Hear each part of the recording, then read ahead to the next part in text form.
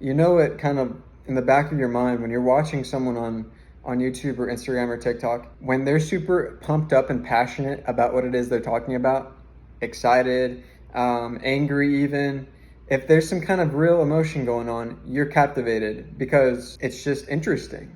It's like, why is this person screaming at me? Why is this person showing so much expression in their face? Like, what is it that happened? I need to understand what's going on. There's 3 points that Jordan Belfort talks about that you want to make a first impression, and they've stuck with me ever since I heard them.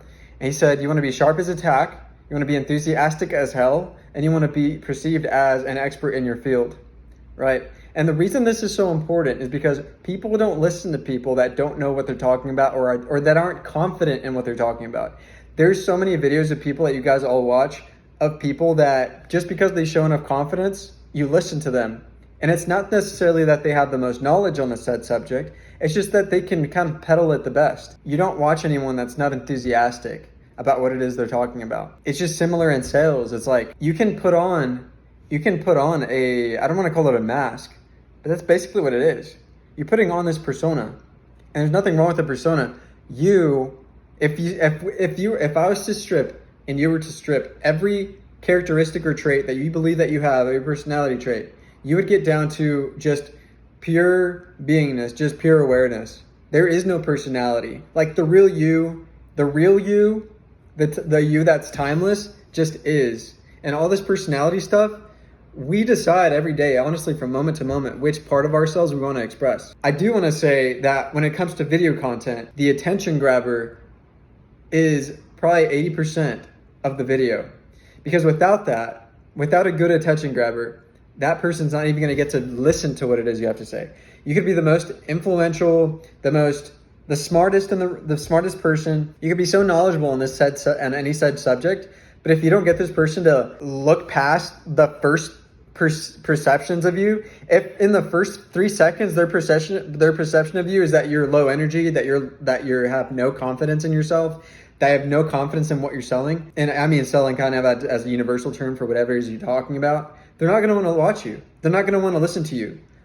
And it's honestly built into us to not want to listen to people that don't believe in themselves or don't believe in what it is they're talking about. Because we get this feeling that that we're missing out on something else. We get this feeling that if this person were really the person that I needed to sit down and watch right now, they would basically command that I sit here. They would demand it. Their energy would demand it. It would be unnatural for me to click off of this video. It would be unnatural for me to scroll off into another direction. Even if you don't know what they're talking about at the beginning, if they show you enough energy at the beginning, you just want to find out what it is, and you will. You'll sit there for 10 seconds, and then 20 seconds, and then 30 seconds until you're like, I didn't know all that. Next video. Sometimes, this is why it's so important, because for every person that scrolls past that video after watching the whole thing and saying, oh, that was cool, but doesn't really apply to me, there's 10 people. There's 10 people that needed to see that needed that knowledge, that needed your knowledge, that needed your expertise, that needed your energy, that needed your personality, that needed your way of getting a message across, that wouldn't have landed unless you had done it. And I've heard other people talk about this, and it's so funny because as a creator, you start thinking like, oh, maybe I can't talk about this because someone else who has more notoriety than me, who has more followers than me, who has more clout than me, they've already talked about this and they talk about this, therefore I can't talk about it. I say absolutely not. The reason I say that is because unless that thing is copyrighted, unless it's trademarked, you have as much right to talk about something that moves you just as much as that other person. There's no claim on ideas. Ideas are free. You get them all the time. You just don't always act on them. And I'm inviting you right now to act on your ideas. Even if it just means writing it down on paper. Maybe you're like me and you prefer to get it on video because it's just easier to get the idea out. And it does something for you to express yourself. Who I am is someone that enjoys recording videos. Someone who enjoys expressing himself. And everyone enjoys expressing themselves. It's just that they're not in the habit of doing it. Guys, just yesterday, I was sitting at my desk, right? I was at home, I wasn't here. And I'm like, man, I had this urge to record a video. and I didn't know what I was going to record the video about, but I just overthought it so much that I just ended up not doing it. I was like, nah, I'd rather watch The Bear on Disney Plus. I can tell you, thinking back, that recording a video would have given me 10 times what watching that show did for me. Because why do we watch a show? We watch a show because we believe that there's interesting characters in the show that we want to relate to. But do you not realize that it always falls short? Have you ever noticed that too? It always just falls a little bit short of that feeling that you're looking for. And that's because that feeling you're looking for is a relation that you can only have with yourself when you're doing something that's expressing yourself, when you're finding out other parts about yourself, when you're letting yourself see a new part of who you are. And that only happens when you do things that put you out of your comfort zone, but also are fun and interesting to you. But to be thinking of the things that you're going to edit in as you're recording yourself is just terrible. And if you're someone that suffers from that, if that's something that happens to you, just know that you can always edit anything out after. But when you turn that camera on, just let yourself riff. Just talk about whatever it is you want to talk about. Just riff. It's just the funnest, the most fulfilling part about recording a video is that you just blurt everything out that's in your mind and let it be what it is. We like to be all like sophisticated and think that we can boil everything down to a science, but there's no use in boiling things down to a science that you can only really fully grasp once you finally jump and you do the thing. You could read every book and it'll give you kind of like this false sense of know-how that once you finish this book or once you read this book, you'll be ready. But it's very rare. The times are few and far in between where you read a book and it drastically changes the way you think. A lot of self-improvement books, all of them are basically the same thing. They all in some way or another talk about the same topics, the same principles, like know what you want, a plan to get what you want. Okay, cool, a plan. Discipline and consistency. Oh, okay, so I do the plan every day until I get it.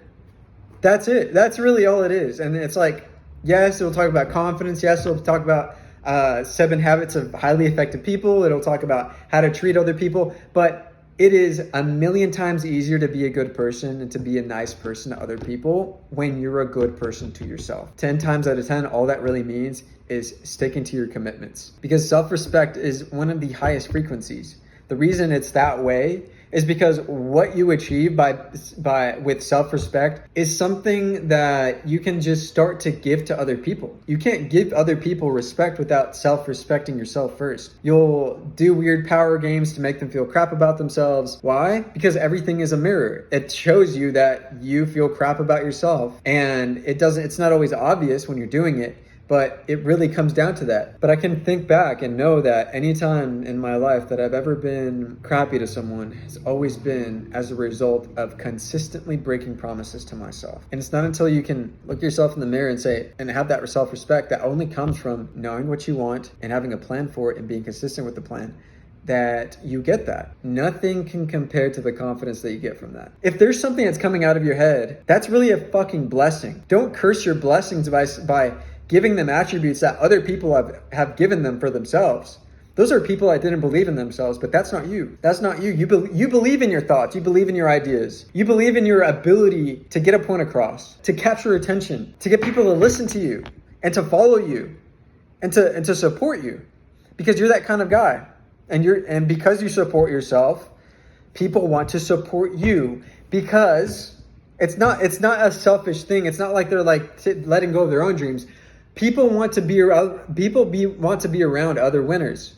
And when you're showing winner attributes, people want to be around you because there's the winner inside of them is called to be around that.